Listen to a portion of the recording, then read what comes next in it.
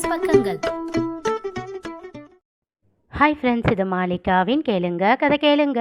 மானஸ் எழுதிய மலரே மௌனமா, அத்தியாயம் 109. தீப்திக்கு அந்த ஒரு வாரமும் சொர்க்கமாக இருந்தது. அவ்வளவு சந்தோஷமாக இருந்தாள். தளிர் சூர்யா சாம்பவியோடு கொஞ்சிக் கொண்டும் மலரோடு சண்டையிட்டு கொண்டும் உற்சாகமாக அந்த வீட்டை சுற்றி வந்தாள். முதலில் அவளிடம் இருந்து விலகி இருந்த செந்தில் கூட கொஞ்சம் சகஜமாக பேச ஆரம்பித்து இருந்தான். ஒரு முறை செல்வமும் செந்திலும் அமர்ந்து கணக்கு வழக்குகளை பார்த்து கொண்டிருக்கையில் அவர்களிடம் கணினியின் மூலம் சுலபமாக செய்ய சொல்லிக் கொடுத்தாள். அதற்கான சாஃப்ட்வேரை அவனுடைய மடிக்கணினியில் ஏற்றி தந்து அதனை உபயோகப்படுத்தவும் சொல்லிக் கொடுத்தாள். ஃபஸ்ட்டு கொஞ்சம் கஷ்டமாக தான் இருக்கும், போக போக பழகிடும் என்றாள். தேங்க்ஸ் அண்ணி என்றான் செந்தில் புன்னகையோடு. இதெல்லாம் சேகருக்கே தெரியுமே, ஏன் உங்களுக்கு அவன் எதுவும் சொல்லிக் கொடுக்கலையா? அவன் அதிகமாக இங்கே வரவே மாட்டாமா, வந்தாலும் எங்கள் விஷயத்துல எல்லாம் தலையிடாமல் ஒதுங்கியே தான் இருப்பான்.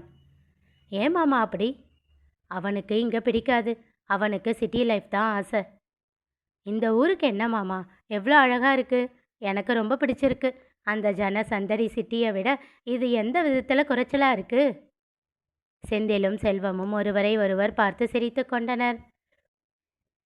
இங்கேயே இருந்தவனுக்கு சிட்டி லைஃப் மேலே ஆசை, சிட்டி லைஃப்லேயே வாழ்ந்தவனுக்கு இந்த ஊர் மேலே ஆசை என்றபடியே வந்தமர்ந்தார் சண்முகம். அவள் புன்னகைத்தாள். இதில் யாரையும் தப்பு சொல்ல முடியாதில்லம்மா, அவங்களோட சுய விருப்பம். இல்லைனா மட்டும் நீங்கள் குறை சொல்லிடுவீங்களா மாமா? எனக்கு தெரிஞ்ச இந்த வீட்டில் யாரையுமே ஹர்ட் பண்ண தெரியாமல் இருக்கிற ஆள் நீங்கள் தானே நினைக்கிறேன். ஆ என்று வாயில் போட்டு கொண்டான் செந்தில். டாடி, என்ன பில்டப் கொடுத்து வச்சிருக்க நீ? அண்ணி, நீங்கள் நினைக்கிறது ரொம்ப தப்பு. இவர் ஒன்றும் அப்படியெல்லாம் கிடையாது, எல்லாமே நடிப்பு. நம்பிடாதீங்க நம்பிடாதீங்க. டேய், உனக்கு பொறாமடா, நீ அவன் சொல்கிறதெல்லாம் கேட்காதம்மா. என்னை பற்றின நல்ல விஷயங்களை இன்னும் கூட சொல்லலாம். தன் சட்டையின் காலரை சரி செய்தபடி கூறினார். ஐய, போதும் போதும் என்று கடுப்பாக சொல்லிவிட்டு, அண்ணி, உங்களுக்கு இந்த ஊரும் வீடும் பிடிச்சிருக்குல்ல, அப்போது லீவ் கிடைக்கிறப்ப எல்லாம் வந்துடுங்க. உங்களை அண்ணன் கூட்டிகிட்டு வர மாட்டேன்னு சொன்னால் எனக்கு ஒரே ஒரு ஃபோன் அடிங்க, உடனே நான் வந்து கூட்டிகிட்டு வந்துடுறேன் என்றான் செந்தில். Okay, ton. ஏம்மா, நீ இப்போ பண்ணிக்கிட்டு இருக்கிற ப்ராஜெக்ட் முடிஞ்சதும் திரும்பவும் ஆஃபீஸுக்கு போகணுமாமே, அப்படியா? ஆமாம் மாமா. உன்னால் குழந்தைய வச்சுக்கிட்டு சமாளிக்க முடியுமா? பார்த்துக்கலாம் மாமா. உங்கள் அம்மா கிட்ட விடு, இல்லை அவங்கள வர சொல்லிடு. நான் சேகர்கிட்ட பேசியிருக்கேன், இனி அவன் ஒழுங்கா இருப்பான் என்றார் சண்முகம். அவள் திகைத்தாள். அவரிடம் அவள் எந்த உதவியும் கேட்கவில்லை. ஆனாலும் தன் முகம் பார்த்து வருத்தம் உணர்ந்து சரி செய்து விட்டாரே என்று மகிழ்ச்சி கொண்டாள். இவர்கள் எல்லாம் எப்படிப்பட்ட மனிதர்கள் என்று பிரமித்தாள். அழகான ஒரு குடும்பத்தில்தான் தான் சேர்ந்திருக்கிறோம் என்று பெருமிதம் கொண்டாள். தேங்க்ஸ் மாமா என்றாள் சந்தோஷமாக. அப்படியும் சமாளிக்க முடியலனா ஒன்றும் பிரச்சனை இல்லைம்மா, சாகியை எங்ககிட்ட கொண்டு வந்து விட்டுடு. அவனுக்கு ஸ்கூல் போகிற வயசு வர்ற வரைக்கும் நாங்கள் வளர்த்து கொடுத்துட்றோம் என்றான் செல்வம். ஓகே மாமா. அது சரி, உங்கள் 2 பேருக்கும் ஓகே தான். ஆனால் பெரியப்பா இதுக்கு நிச்சயம் ஒத்துக்கவே மாட்டார். சாகி அவனோட அப்பா அம்மா கிட்ட தான் இருக்கணும்னு ஸ்ட்ரிக்டாக சொல்லிடுவார். ஏன்னா அவர் எக்ஸ்பீரியன்ஸ் அப்படி இல்லை. சண்முகம் செந்திலை முறைக்க, செல்வமோ டேய் என்று செல்லமாக அவன் தோளில் அடித்தான். தீப்தி ஏதோ யோசனையில் ஆழ்ந்தாள். என்னாச்சுமா? உங்ககிட்ட ஒன்று கேட்பேன், தப்பாக நினைக்கக்கூடாது என்றாள் செல்வத்திடம் தயக்கமாக. கேளுமா. உங்களை தாத்தாவை பற்றின விஷயமெல்லாம் பவி சொன்னா, அதனால தான் எனக்கு இந்த டவுட் என்று விட்டு அவள் கேட்க, அதை கேட்டு மூவருமே திகைத்தனர். நாட்கள் அழகாக நகர்ந்தது. தளிர் சரண்யா வயிற்றில் குழந்தைகள் அழகாக வளர்ந்து கொண்டு இருக்க, செல்வம் மலரின் மகள் பூமியை பார்க்கும் காலம் நெருங்கியது. விஜய் கொடுத்த டியூட்டேட்டிற்கு இன்னும் 4 நாட்கள் மட்டுமே இருந்தன. இந்நிலையில் அழகேசனின் மூத்த மகள் லலிதாவிற்கு ஒரு இடம் தகைந்து வந்தது. அந்த வரனை அவளுக்காக பார்த்தது செல்வம்தான். அவனுக்கு தெரிந்தவர் மூலம்தான் இரு வீட்டிலும் பேசி பிடித்து போய் இதோ பரிசம் போடும் அளவிற்கு வந்துவிட்டது. ஆனி மாதத்தின் கடைசி முகூர்த்த நாள் விட்டால் ஆடி பிறந்துவிடும். அதில் பரிசம் போட முடியாது என்பதால் இந்த தேதியே முடிவு செய்யப்பட்டது.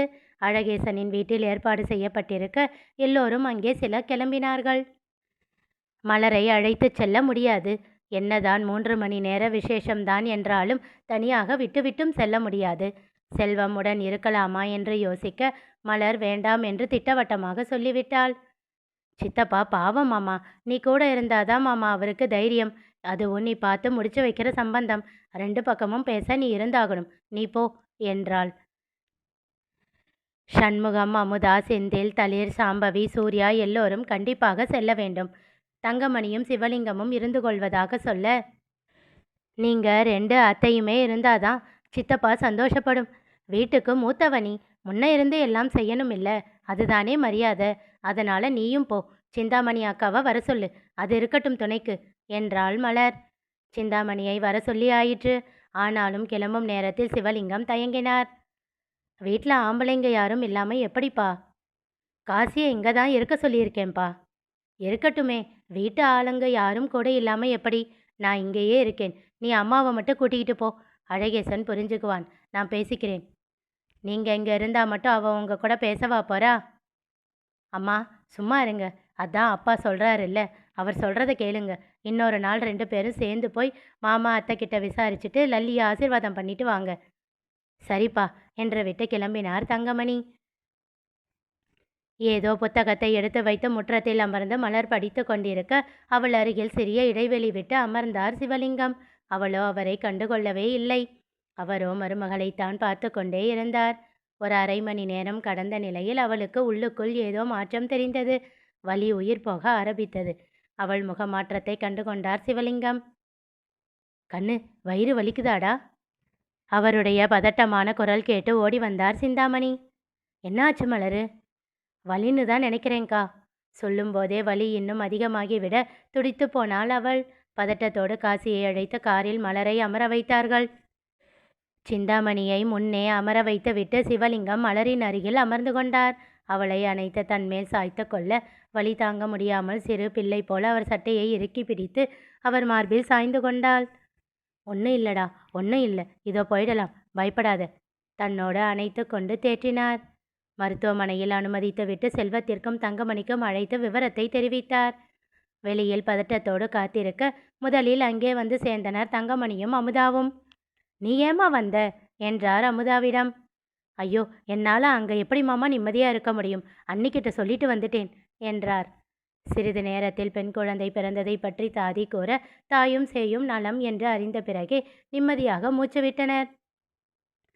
வேண்டுமென்றே தன் மாமாவிடம் குழந்தையை கொடுக்கக்கூடாது என்று மலர் சொல்லி அனுப்ப அவள் அத்தைகள் அவரிடமே தர வேண்டும் என்று தர வைத்தார்கள். உங்கள் அப்பா சொன்ன லிஸ்ட்டில் நான் எங்கே இருக்கேன் மாமா? எப்பவும் நான் ஒரு கருவிதான் இல்லை என்று மலர் அன்று கேட்டது நினைவிற்கு வர சிறு புன்னகையோடு, வாடி கண்ணு, என் ராசாத்தி, என் மருமக பெத்தவளே என்று பேத்தியை தன் நெஞ்சோடு அணைத்து கொஞ்சினார் சிவலிங்கம். மலரின் கையை பிடித்தபடி அவளையே பார்த்து கொண்டு அமர்ந்திருந்தான் செல்வம். அதை கண்டு புன்னகைத்தாள் மலர். பயந்துட்டியா மாமா? மெல்ல அவள் தலை கோதினான். கஷ்டமா இருந்துச்சா? உன்ன மாதிரியே உன் பொண்ணும் என்னை ரொம்ப கஷ்டப்படுத்தவே இல்லை மாமா. வழியில் என்னை ரொம்ப படுத்தாமல் சீக்கிரமே வந்துட்டா. அவன் கண்களில் இன்னும் தவிப்பு இருந்தது. அதிலிருந்த பாசமும் காதலும் அவளுக்கு அவ்வளவு மகிழ்ச்சியை தந்தது. அப்புறம் மலரே, உன் மாமனார் கூட வந்து தான் பொண்ணை பெற்றுக்கணும்னு இருந்துச்சு போல அழகேசன் கிண்டலாக கேட்டார். அவரை முறைத்தாள் மலர். உன் பொண்ணுக்கு கல்யாணம் ஆச்சேன்னு சும்மா விடுறேன் சித்தப்பா, இல்லைனா உன் மண்டையை பொழந்திருப்பேன். அப்படி என்ன தாண்டி கோபம் உனக்கு? ரொம்ப பண்ணுற மலரு, நிஜமாவே எனக்கு கஷ்டமாக இருக்குடி. தங்கமணி கோபமாக ஆரம்பித்து வருத்தத்தோடு முடித்தார். அங்கே அமர்ந்து தன்னையே வைத்த கண் வாங்காமல் பார்த்து கொண்டிருந்த சிவலிங்கத்தை பார்த்தாள். உங்கள் எல்லாருக்கும் இப்போ என்ன? நான் அவர்கிட்ட பேசணும், அதானே?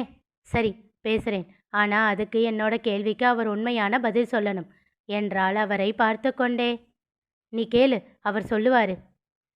அவர் உங்கள் எல்லார்கிட்டையுமே மறைச்சி இன்னொரு உண்மையை மனசுக்குள்ளேயே வச்சிருக்காரு. ஆமாவா இல்லையான்னு கேளுங்க. அதை இப்போ எல்லார் முன்னாடியும் சொல்ல சொல்லுங்க. அவள் சொன்னதை கேட்டதும் செல்வம், சண்முகம், செந்தில் மூவரும் ஒருவரை ஒருவர் அர்த்தமாக பார்த்து கொண்டனர். அன்று தீப்தி கேட்டதுதான் நினைவிற்கு வந்தது அவர்களுக்கு. சிவலிங்கம் என்ன கூறினார் தெரிந்து கொள்ள தொடர்ந்து கேளுங்க. கதை கேளுங்க. மீண்டும் சந்திப்போம்.